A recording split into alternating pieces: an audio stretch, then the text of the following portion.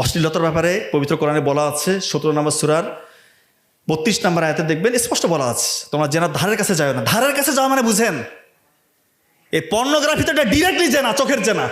Pornography industry এটা $multi-trillion industry.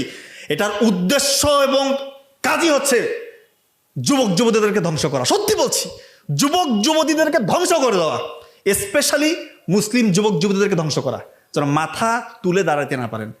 আপনার brain এটা যেন জানোয়ারের মতো হয়ে যায়, জানোয়ার পশুর মতো হয়ে যায়। এই জন্য এই অশ্লীলতাকে ছড়িয়ে দেওয়া হয়েছে। এখন আপনারা বলতেছেন এগুলো আমি আমার ভোকাল কর্ড থেকে জোরে জোরে বলতেছি, এগুলো আমার গায়ের জোরে বলতেছে নাকি? বৈজ্ঞানিকভাবে প্রমাণিত আমাদের যে ব্রেইনের ফ্রন্টাল লোব আছে, ফ্রন্টাল লোব এটা শ্রিঙ্কেজ হয়ে যায়, সংকুচিত হয়ে যায়। তার প্যাটার্ন দেখছে, ব্রেইনের প্যাটার্ন জানোয়ারের প্যাটার্নের মতো হয়ে যায়, জন্তু জানোয়ারের প্যাটার্ন ব্রেইনের।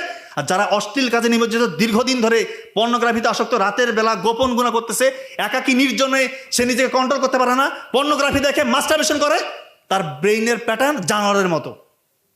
আর আপনার এটাকে মানবেন কি না মানবেন এটা আপনার ব্যাপার, আপনি সেটা করেন। আপনার যদি ভালো লাগে আপনি করেন। আপনি যদি পশু হয়ে যেতে চান, জানোয়ার হয়ে, অমানুষ হয়ে মৃত্যুবরণ করতে চান, আপনি পর্নোগ্রাফিতে আসক্ত থাকেন, আমার কোনো যায় আসে না। আমি বলার কথাই বলে দিয়েছি।